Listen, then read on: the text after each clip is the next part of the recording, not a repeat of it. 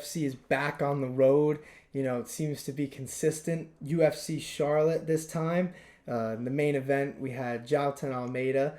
Pretty much ran through Jairzinho Rozenstruik, beat him by submission, 3 minutes and 43 seconds in round one. And I just wanted to start this one mainly by talking about Almeida's ground game, and we can kind of transition to like the future and all that stuff after. But the first person that comes to my mind when I look at how his style is on the ground is Khabib, just because of like how when he gets on top of guys, they're like it's smothering top pressure, and then when he gets you in a bad position, the ground and pound that he's throwing is absolutely insane. It sets up a lot of those submissions from full mount, whether it be like his rear naked chokes or his arm triangles. And Rozenstruik was like an interesting matchup because he's a really awesome striker, but we knew he wasn't going to be as good on the ground. And Almeida was like a huge favorite coming into this one too. But I think that Almeida did exactly what he was supposed to do in this one. We still haven't had the questions answered about the cardio, but when you're destroying guys in a round, that really doesn't matter that much, does it? And I think this fight was very telling because Rozenstruik is definitely the best guy that he's fought yet. But how impressed were you with Almeida's performance in this one? Well, me, dude, I'm super impressed. I know I'm not I'm not, even with you, like, me and you, like, we're not the only ones that obviously feel this way. Like, I think it's already, Ben kind of put out there that Jailton Almeida is a force to be reckoned with as far as up-and-comers go in the heavyweight division. And now he gets the main event. He puts on a show. He gets an awesome finish over an already established name in Jairzinho Rozenstruik for one, and then now like that's it. There's not much to take away from the fight. I love the the Khabib parallel you just put right there because I already at least I had one fight in mind that I could definitely see like one day down the road, and I think it's just like it would bring like such a freaking I think a lot of newer fans, casual fans would probably shy away from like the the kind of pace and stuff that this fight would bring for like a heavyweight fight, and just not really it would probably be a lot more grappling based and whatnot. But that's what I would that's what I'm like would love to see this fight for anyways. And then after we get like more clarity on Almeida's cardio as well, and if he can hang with even through 3 rounds, and then obviously eventually if he gets to championship rounds, then see how he hangs there. But maybe if him and Cyril Gane cross paths one day, man, interesting. Yeah, dude, I think that would be like super. I think that would be an absolute frenzy. I love striker versus grapplers like matches to that extent too, like where it's really like one versus the other, and not just like a good striker versus a good grappler. Like that would be a great striker versus a great grappler. Yeah, dude. But I think Gane, and I think you kind of acknowledged this when you were bringing it up, but like Gane is definitely a little further away for Almeida. So he just beat Rozenstruik, who was number 9. So he cracked into the top 10 with this win for sure. Nice. Called out Tai Tuivasa, which I think was genius because that's right. Yeah. I mean, think about it, man. Like Tuivasa is he's like a similar fighter to Rozenstruik, not like in terms of style, but in terms of like just because he's a striker who also isn't very good on the ground. And this is like another one that Almeida should win if the fight gets booked. I mean, Tuivasa definitely has more of that like chaos in the cage, and his power I think is definitely stronger than Rozenstruik's. But if Almeida gets him to the ground, I think he's proven at this point, unless he's going against like maybe a Curtis Blades or somebody like that. I don't know if anyone could beat him in the grappling. Tuivasa's coming off the Gane loss. Believe so. He fights like a decent amount, so I'm gonna check just to be sure. But Tai Tuivasa, did you see he was delivering dominoes on? Yeah. Speaking of Tai, I didn't see like anything with that at first. It was just like the picture. Oh, that's right. No, he lost to Pavlovich too in like a minute in December. Damn, I forgot about that one. Yeah, dude. Yeah, so now, that's 2 right. straight so you got losses. Yeah, that's right. So now you got Pavlovich like firmly in the title picture, and then there's Tuivasa who's kind of reeling now. I think the fight makes sense though, because since Tuivasa's coming off like 2 bad knockout losses, I think giving him, like, I know Almeida can cause major damage on the ground, but in terms of like his knockout Yeah, power, he's not that. yeah, He's more of a grappler. So I think like Tuivasa fighting somebody who's not particularly going to try and stand and bang with him, I think that could benefit him, or it could be, you know, his Achilles heel, and Almeida could do what he's been doing to yeah. guys, and that would put him pretty much in the top 5 from there.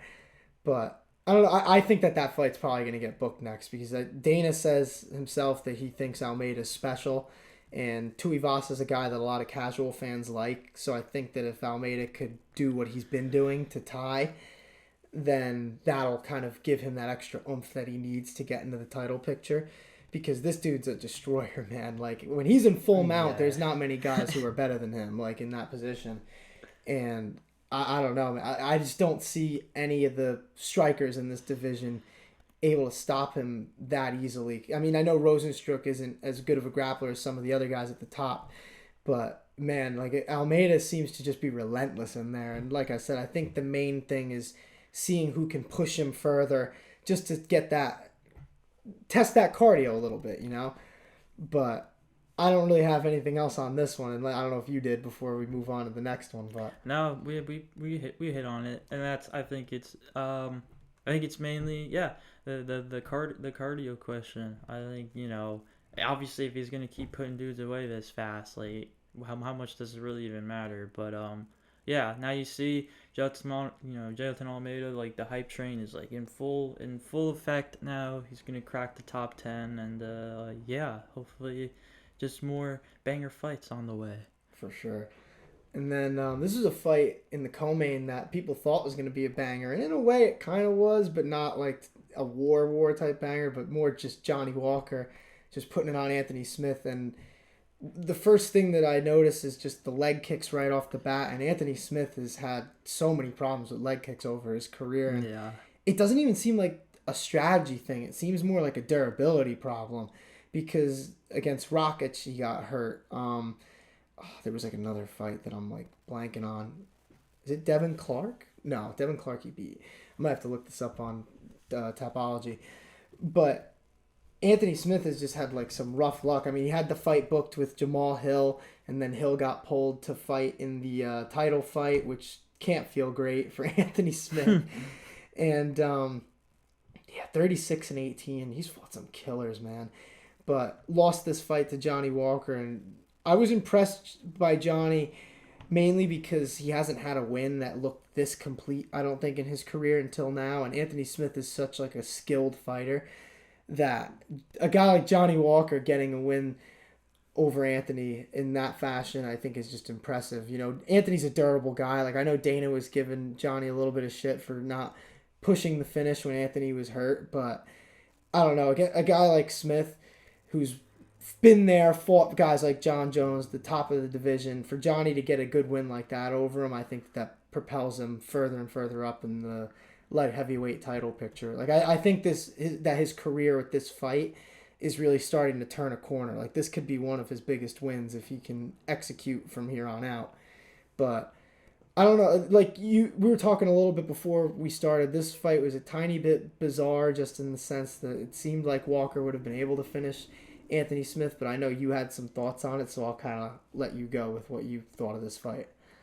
Well, yeah, because like you just said, like that's not really a fight we're used to seeing from Johnny Walker, and so I think obviously, yeah, the Anthony Smith opponent like is gonna play its role into that, but also at the same time, like it's good to see Johnny Walker get a win like that, and then yeah, like because I remember after his last win, which really wasn't even that long ago, like we were talking about, like perhaps like like a new and improved like career resurgence from Johnny Walker here, and maybe like one last shot, like this is his last shot to get back, back in that title picture, and then maybe an opportunity to win it, but yeah, dude, like I wish I could talk about the fight more as a whole in terms of like Anthony Smith's on his side and like what he was bringing to the table, but man, like yeah, that was odd, and like not to say that this is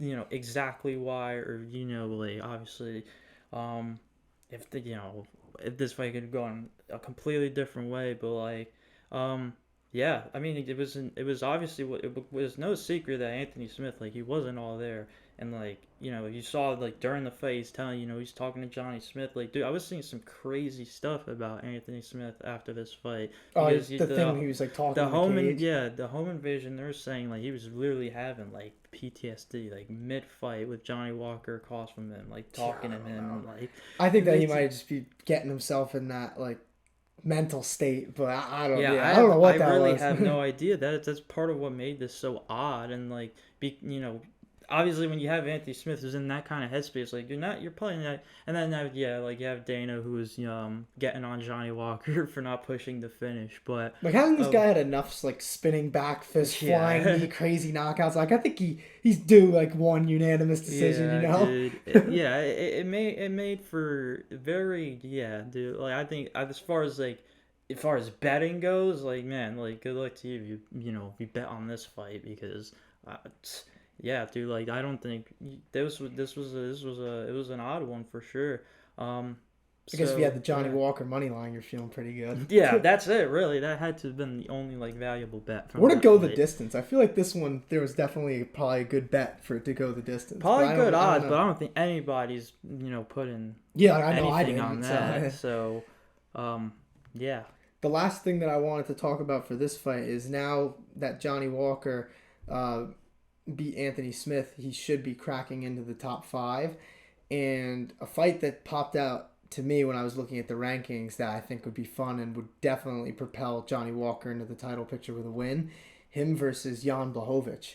Can you imagine? Like, I think I still favor Jan in that fight just because we've seen more from him against the elite of the elite. Yeah. But, I mean, Johnny Walker he can crack, man. He can knock out anybody. I'm really enjoying. I've always been a Johnny Walker guy, honestly. Like, one of those, these light heavyweights that it's been around for a while and doesn't really get his due. Except from like obviously the people that are actually in the MMA space and understand like how how much potential he actually has. But I really I think this form of Johnny Walker's seen right now is could be like the best we've seen yet. And he looks he looks super comfortable in there, and I think fights like that are definitely like what you gotta give to him, and really really put him to the test, see if he really does still have it, can really still hang with these top guys. So yeah, it's crazy at one point, and like it still feels to me that Johnny Walker's like that young prospect, but he really isn't. You're right, he has been around for a while at this point, and since like 2011, right? That's a good question. Let me look. This should be easy to find. Yeah, there he is right there. I'm going to see how long he's been in the UFC, because I remember they had that. He's been in the UFC since 2018, so 5 years, and he's been fighting since 2013. So okay, yeah. But either way, like 5 years in the UFC, that's like a long time. Like I remember, like I said, when he was spinning back fists and like Justin Ledet in the early days, and people were saying he was going to beat John Jones, and now we're here, and Johnny Walker got a win in a way that you wouldn't really expect, but like I said, it's promising because it's Johnny Walker. Like, to see him looking more comfortable there in the cage, like you alluded to, I think that'll matter, and hopefully he gets a big name in the top 5 next, and who knows, maybe Johnny Walker will be in the title picture pretty soon.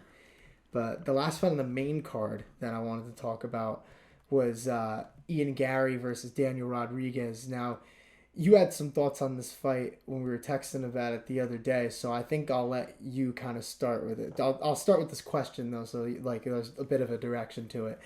Do you think that Ian Garry is legit, pretty much? Like, not legit as a fighter, like, that's no question. But, like, as a guy who has, like, legit championship aspirations in the UFC, do you think that his ceiling is there? Legit championship aspirations, yes. Like, there's not a doubt in my mind that's where he's, that's where he's trying to get to. And, obviously, performances like this are only going to help his case even more and more. And, yeah, he's fully aware of that. He's definitely got to give that to him. But, aspirations really only do so much. It's whether or not he truly does get to that point, and that's where I'm still not sold on, even after an even better performance, an even better win against Daniel Rodriguez this past weekend. And I just, hey, I think if, if you want to touch on the fight itself a little more, because, I think it's fair to leave it to you, in terms of, the improvements and what you saw, like, just, I guess if you want to even take his last fight and compare it to this one, what you saw, like, in terms of improvement wise from him, and how he can carry, this win against Rodriguez into now potentially a Neil Magny fight. So Yeah, I'm gonna leave it to I you. I think that the improvement is definitely big. Like he seems from fight to fight that he's getting so much better, and we've talked about guys in the past like Cheeto Vera and just people who can do that in MMA. That's a big deal because there's a lot of people who kind of are stuck in their ways in this sport, but Ian Garry seems to be getting more and more crafty in every fight. And while I think that this matchup, like D-Rod is a good fighter, man, but I think stylistically he was up against it in this one, just being like a boxer who's going to come forward. Ian Gary's a very crafty kickboxer, and I kind of figured that there was going to be a point where D-Rod was going to run into something, kind of like what happened like with that head kick. But at the same time, I'm starting to believe more. I'm not saying believe the hype because I'm believing in what I'm Yeah, seeing. yeah, So yeah, I get what you're saying, and he's given you every reason to do so. But now, like, so yeah, so now it's where it comes. Now we bring it to his opponents and how who's really gonna be the one to really pull Ian Garry out of that comfort zone of him, and really, like, maybe even drag him into the deep waters, and, like, he's either gonna sink or he's gonna swim. And Neil Magny call out, that's pretty encouraging, I'd say, on Ian Gary's part. That seems well, like can I say this though? He had like even though the opponents like the name value hasn't been as strong. I think that it's fair to say that he's been put in deep water in the UFC before because there was that one fight where he got dropped really bad in the first round, came back, finished the other guy. I forget who that was against. oh, this was the last Oh, fight, wasn't Gabe it? Green, I think, wasn't it? Wasn't that Gabe Green that he fought when he got dropped in the first round? Because I think Gabe fought on this past card too. Let me look because now I don't want to get that wrong. But I do think that Ian Garry is like he'll be there in the fire. I mean, he's undefeated still, 12-0. It was Gabe Green actually, or no, it might have been Kenan Song. It was one of those fights, but he's had a few like fights I now think, that he's yeah, been Kanan dragged a Song's bit. Kanan Song's the one who had the knockdown. Okay, I think that's probably you're probably Yeah. right about that. But anyway, just from there though, like you mentioned Neil Magny, I think that that's like a perfect step up because he's not a very crafty striker, like very similar to D-Rod in that sense, but him being so long and like having such an awkward style on the feet has caused guys problems in the past, and because of that, that's why I'm curious to see how Ian does in a matchup versus a guy like Magny, who would be by far the best guy he's fought. But I don't know. You mentioned it, but you didn't really like go too far into what you thought about it. Do you think because you have your thoughts on Ian as a fighter and where he can get to, but do you think he can beat a guy like Neil Magny? Like where do you see him getting to the point where he gets like not stopped in the sense of finished, but where do you think his first loss comes? Like if you're not sold on his uh, title future, I guess I don't know how to put that. Yeah, no, that's tough. Not really a question, and I feel great answering right now because, I've already prefaced I'm still not 100% sold yet, and so I'd rather wait till, I actually am sold or completely out on Ian Garry. And I think a Neil Magny fight is going to be the one to do that, no matter how it goes. So, So, like, is your opinion on that basically like you're not 100% sure, but this is the fight that tells you what you think, pretty yeah, much? I Okay. think this Daniel Rodriguez fight is the one that's gonna get him into, like, that's really gonna that's gonna get him to break through, and, like, now, He in should terms be in of, the like, top yeah, in 15 terms of, after like, this. that push, because clearly the obviously, like, it's no secret that this is a guy that the UFC, like, obviously wants to succeed and you know do really well and be one of their biggest names, and so yeah, they've been gradually putting bringing him up and stuff. He's it's been a little rough around the edges and all that, but now we're really talking about the top 15, and so He's getting better on the mic too. Exactly. Yeah. Yeah.